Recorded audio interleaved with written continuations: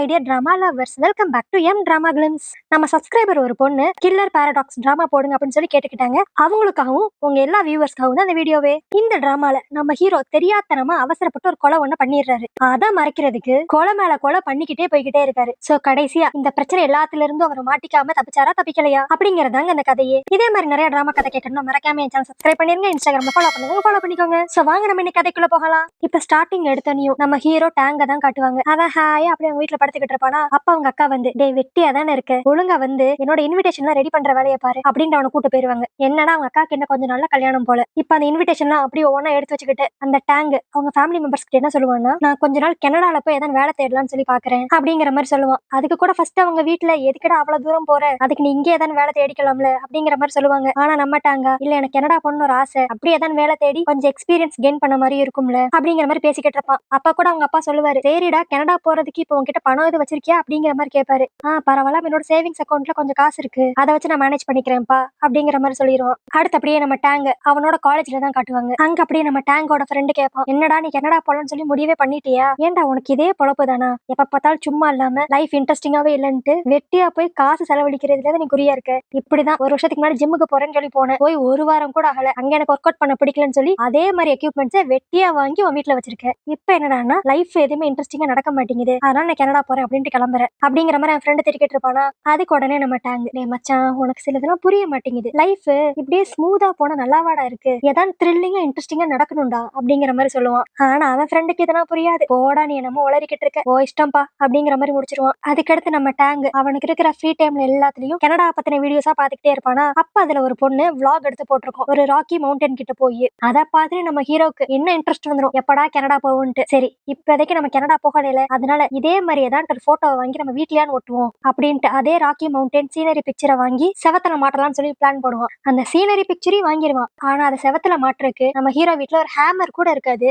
நம்ம டேங்கோட mind voice, ஒரு சுத்தியல் கூட வீட்டுல இல்ல, இதுல நான் கனடா போய் எப்படிதான் எல்லா இடத்தையும் சுத்தி பார்க்க போறேனோ அப்படிங்கிற மாதிரி சலிச்சுக்குவான். அடுத்து இப்ப அப்படியே ஈவினிங் ஆயிரும். நம்ம ஹீரோ அடுத்து பார்ட் டைமா ஒரு சூப்பர் மார்க்கெட்ல தான் போய் வேலை பார்ப்பான். அங்கேயுமே ஃப்ரீ டைம்ல உட்காந்து அந்த கனடா vlog-ஐயே தான் பாத்துக்கிட்டே இருப்பான். அப்ப 2 கஸ்டமர்ஸ் உள்ள வருவாங்க. அவங்க வரத பார்த்தாவே தெரியும் செம மப்புல இருப்பாங்க. அதுல ஒரு ஆளு ரொம்ப வயசானவர். அவர் வந்து டே டே நீ கவலைப்படாத, நான் எல்லாத்தையும் பாத்துக்கிறேன், நீ வெளியே போய் உட்காரு, நான் எல்லாத்தையும் வாங்கிட்டு வந்துடுறேன் அப்படிங்கிற மாதிரி போதையிலேயே பேசிக்கிட்டு இருப்பான். ஆனா உள்ள வந்த அந்த வயசானவன் நம்ம டேங்க போட்டு படாத பாடு படுத்துவான். அந்த சிகரெட் எடு, இது இல்லடா இதுலயே பெருசு இருக்கும்ல அது வேணும், இந்த பாக்கெட் தான் ஆனா இதுலயே வேற லோகோ இருக்கிற மாதிரி இருக்கா அப்படின்னு போட்டு கொடுமைப்படுத்துவான். ஆனா நம்ம டேங்கும் பொறுமையா எடுத்து கொடுத்துருவான். ஆனா அப்பயும் அந்த வயசானவன் விடுவானா, சரி இந்த சிகரெட் பாக்கெட்டை மட்டும் இப்ப நான் எடுத்துட்டு போயிடுறேன், இன்னும் சில பல லிஸ்டா நான் கொடுக்குறேன், அதெல்லாம் அப்படி வெளியே வந்து கொடுத்துரு அப்படிங்கிற மாதிரி சொல்லிடுவான். அதுக்கு ஒழுங்கா பே கூட பண்ணிருக்க மாட்டான். நம்ம ஹீரோவை எடுத்து சொல்ல பாப்பான், சார் இங்க அப்படிலாம் செய்ய முடியாது, நீங்க ஃபர்ஸ்ட் பே பண்ணுங்க, அதுக்கடுத்து உங்களுக்கு எல்லாத்தையும் கொடுக்குறேன் அப்படின்ட்டு. ஆனா அவனா போதையில நீ என்ன நினைச்சுக்கிட்டு இருக்க, நான் யாரு தெரியுமா அப்படிங்கிற மாதிரி சவுண்ட் விடுவான். ஆனா உடனே அந்த வயசானவன் கூட வந்து இன்னொருத்தன், தம்பி தம்பி மன்னிச்சுக்கோப்பா நான் பே பண்ணி அதெல்லாம் வாங்கிக்கிறேன் அப்படின்ட்டு இப்ப அவன் திரும்பி உள்ள போய் சூப்பர் மார்க்கெட்ல சில பொருட்கள்லாம் வாங்கி வெளியே வந்துருவான். அடுத்து இவங்க 2 பேரும் நல்லா வெளியே உட்காந்து இன்னும் குடிச்சுக்கிட்டு இருப்பாங்க.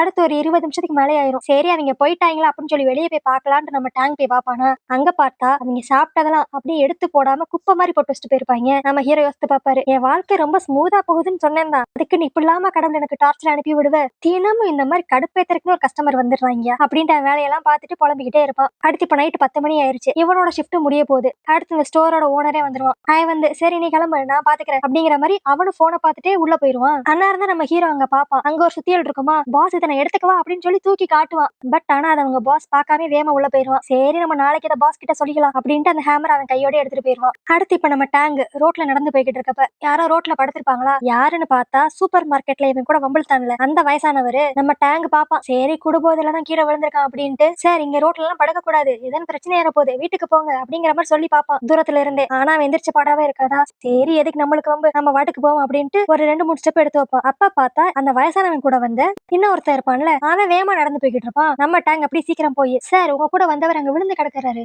என்னன்னு கொஞ்சம் போய் பாருங்க அப்படிங்கிற மாதிரி சொல்லுவான். அவனும் நல்லாவே குடிச்சிருப்பான். ஆனா பரவாயில்லாம நிதானமா தான் இருப்பானா. ஆனா அவனா நம்ம டேங்க பார்த்து, உன் வேலையை பார்த்துட்டு போய்கிட்டே இரு, இந்த இடத்துல எல்லாம் ரொம்ப நேரம் நிக்காத, கிளம்பு கிளம்பு அப்படின்னு சொல்லி திட்டிக்கிட்டே இருப்பான். நம்ம டேங்க் யோசிப்பான், என்னடா இது கூட வந்து ஆளை கூட்டிட்டு போன்னு சொன்னேன், அதுக்கே இவன் இவ்வளவு ஓவரா பேசுறான் அப்படின்ட்டு அவனும் டென்ஷன் ஆகி தெரியாதனமா ஒரு கெட்ட வார்த்தையை விட்டுருவான். அப்புறம் என்ன, அந்த ஆளுக்கு செம்ம கடுப்பாயிரும். ஏன்டா சின்ன பையன் பார்த்தா என்னையவே நீ திட்டுறியா அப்படின்னு போட்டு நம்ம டேங்க நல்லா அடிக்க ஆரம்பிச்சிருவான். அப்ப அப்படியே ஒரு செகண்ட்ல நம்ம டேங்குக்கு அவனுக்கு அவன் ஹை ஸ்கூல்ல நடந்ததான் ஞாபகம் வரும். இதே மாதிரிதான் சில புள்ளி பண்ற பசங்க நம்ம டேங்கையும் அவனோட ஃப்ரெண்டையும் ஹை ஸ்கூல் படிக்கிறப்ப ரொம்ப கலாய்ச்சி அடிச்சுக்கிட்டு இருந்திருப்பாங்க. இப்ப நம்ம டேங்க் அப்படியே அவன் மனசுக்குள்ள நினைச்சுக்குவான், அப்பயும் சரி இப்பயும் சரி எல்லா நேரமும் நான் அடி வாங்கிட்டு மட்டும்தான் இருக்கேன், என்னால எதிர்த்து நிக்கவே முடியல, பட் இன்னைக்கு ஒரு சேஞ்சுக்காக நம்ம எதிர்த்து நிப்போம் அப்படின்ட்டு டக்குன்ட்டு அவன் பேக்ல ஒரு சுத்தியில வச்சிருப்பான்ல அதை எடுத்து ஒரே போடு அந்த ஆளுக்கு.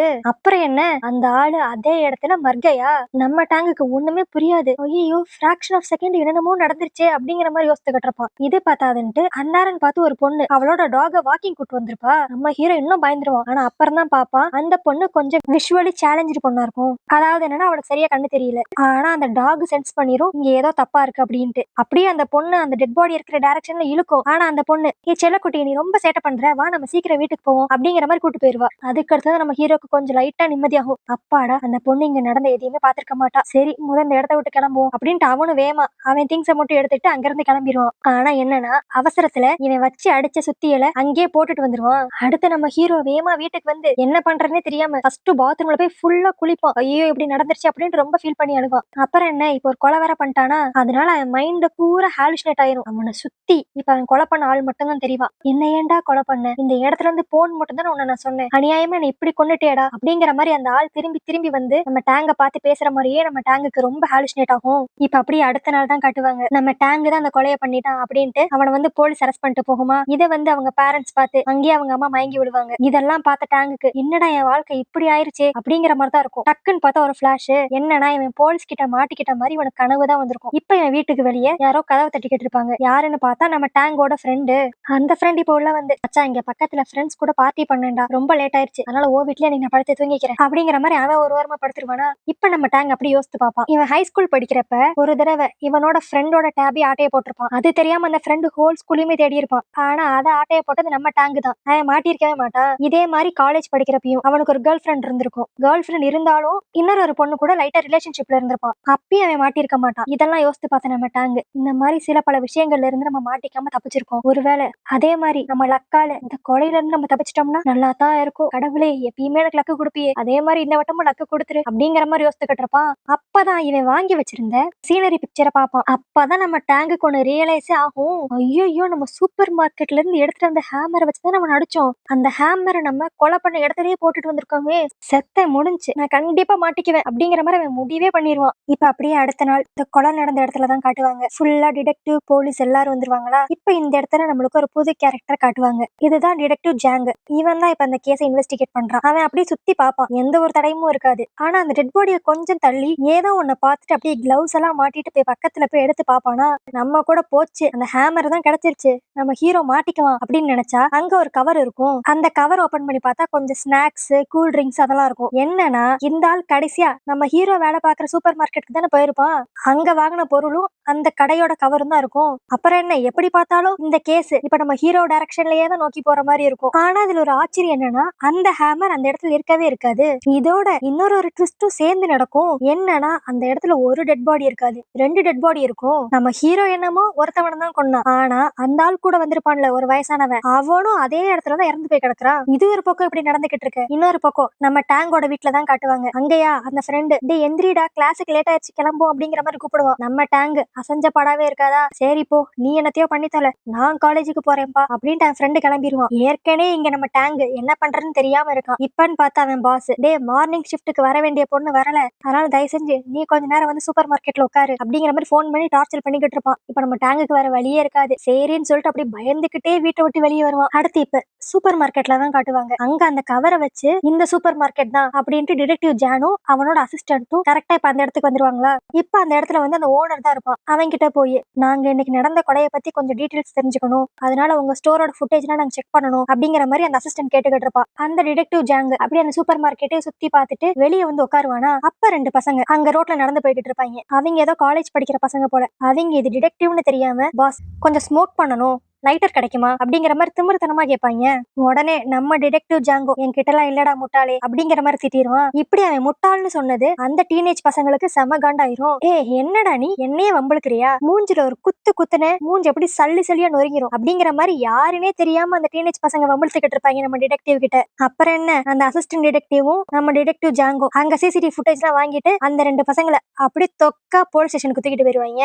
இப்போ போலீஸ் ஸ்டேஷன்ல தான் காட்டுவாங்க. அந்த 2 பசங்களும் அங்கேயும் போய் தெனாவ தெனாவட்டா தான் உட்காந்துருப்பாங்களா. அப்ப அங்க வந்த டிடெக்டிவ் பார்க்னு ஒருத்தவரு, டேய் நீங்க ஒரு 4-5 மாசத்துக்கு முன்னாடி தானே இந்த சைடு வந்துட்டு போனீங்க, இப்ப என்ன கேசுரா, டிடெக்டிவ் ஜானே உங்களை பிடிச்சிருக்காரு அப்படின்ட்டு அவன் பங்குக்கு அவனும் மண்டையில 2 தட்டு தட்டுவான். அந்த டீனேஜ் பசங்களுக்கு செம்ம கடுப்பாகும். ஆனாலும் அதை கண்ட்ரோல் பண்ணிட்டு அமைதியா உட்காந்துக்கிட்டு இருப்பாங்க. இதுவே இன்னொரு பக்கம் நம்ம டிடெக்டிவ் ஜாங்க பாத்தீங்கன்னா, அந்த சூப்பர் மார்க்கெட்ல இருந்து கலெக்ட் பண்ணிட்டு வந்த ஃபுட்டேஜ் எல்லாத்தையுமே போட்டு பாப்பானா, அதுல அந்த வயசானவன் கடைசியா நம்ம ஹீரோ கிட்ட தான் சிகரெட் வாங்குறேங்கிற பேர்ல வம்பழுத்துக்கிட்டு இருந்திருப்பான். அது எல்லாமே அந்த ஃபுட்டேஜ்ல இருக்குமா. இப்ப இதெல்லாம் பார்த்தனையும் இந்த டிடெக்டிவ் ஜாங் அடுத்து இப்ப திரும்பி அந்த சூப்பர் மார்க்கெட் தான் போவான். அங்க போய் அந்த ஓனர் கிட்ட, நேத்து இங்க நைட் ஷிஃப்ட்ல ஒரு பையன் இருந்தான்ல, அவனை இப்ப எங்க, அவன் தான் கடைசியா எனக்கு தெரிஞ்சு இப்ப செத்து போன 2 பேருமே பாத்துருக்கான், சோ அவனை கொஞ்சம் விசாரிக்கணும் அப்படிங்கிற மாதிரி கேட்பான். கரெக்டா நம்ம ஹீரோவோட கெட்ட நேரமா என்னன்னு தெரியல, இப்ப நம்ம டேங்கும் அவனோட ஷிஃப்ட பாக்குறதுக்காக கரெக்டா அந்த சூப்பர் மார்க்கெட்க்கு வந்துருவான். அடுத்து அந்த டிடெக்டிவ் ஜாங் நம்ம டேங்க கூட்டு போய் தனியா பேசுவான். நான் சிசிடிவி ஃபுட்டேஜ் எல்லாம் பார்த்தேன், அந்த 2 பேரும் கடைசியா ரொம்ப குடிபோதையில உங்க கடைக்கு தான் வந்து பிரச்சனை பண்ணிருக்காங்க, அது உன்கிட்ட தான் ரொம்ப வம்பிழுத்திருக்காங்க,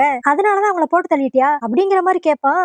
இதை கேட்டோன்னே நம்ம டேங்குக்கு தூக்கி வாரி போட்டுரும். ஐயோ போச்சு நம்ம மாட்டிக்கிட்டோமா அப்படின்ட்டு. ஆனா அந்த டிடெக்டிவ் ஜாங்கா, ஏ தம்பி சும்மா வம்பிழுத்தேன்ப்பா, அதுக்கு எதுக்கு உன் மூஞ்சி இவ்வளவு டென்ஷன் ஆகுது, சரி ஒண்ணும் இல்ல, நேத்து அவங்க கிட்டத்தட்ட 2 hours உங்க ஸ்டோருக்கு வெளியே தான் உட்காந்து குடிச்சிருக்காங்க, அப்ப அவங்க 2 பேரும் எதான் பேசிக்கிட்டாங்களா, உனக்கு எதான் கேட்டுச்சா, உனக்கு தெரிஞ்சதை சொல்லு அப்படிங்கிற மாதிரி கேட்பானா. நம்ம ஹீரோ யோசிப்பான், நம்ம எதுவுமே தெரியலன்னா நம்மள கண்டிப்பா நம்ப மாட்டான், அதனால நம்ம கேட்ட சில விஷயங்களை மட்டும் சொல்லிடுவோம் அப்படின்ட்டு. அவங்க 2 பேரும் ரொம்ப பெருசான பேசிக்கல, அவங்க ஃபேமிலி பத்தி தான் பேசிக்கிட்டு இருந்தாங்க, மித்தபடி என்ன பேசிக்கிட்டாங்கன்னு எனக்கு தெரியல அப்படிங்கிற மாதிரி நம்ம டேங்க் சொல்லுவானா. அதுக்கு உடனே அந்த டிடெக்டிவ் ஜாங், அப்படியா உனக்கு வேற எதுவும் தெரியாதா அப்படிங்கிற மாதிரி ஒரு மாதிரி சஸ்பீஷியஸாவே கேட்பான்.